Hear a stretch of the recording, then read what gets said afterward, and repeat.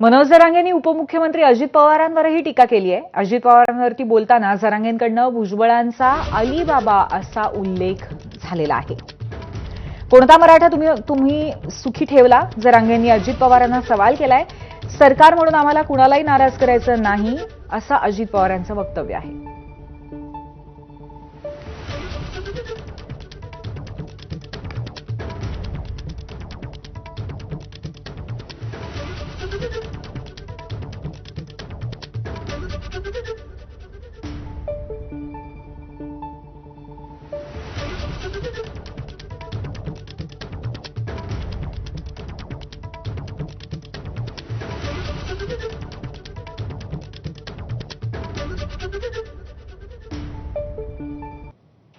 आम्ही सर्वांनी मिळून आम्ही जे सरकार चालवतोय त्यामध्ये कुठल्याही घटकाला आम्हाला नाराज करायचं नाही।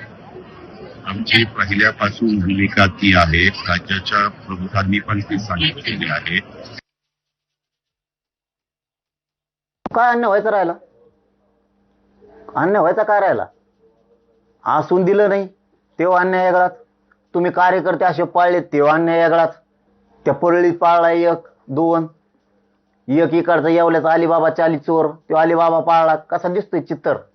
अलिबाबा दिसतंय का नाही? पांढरी फकाट दाढी त्यात मान, ते कसा राईट दिसतोय शिक्का, जस का त्याचा मावस भाऊ होता अलिबाबाचा।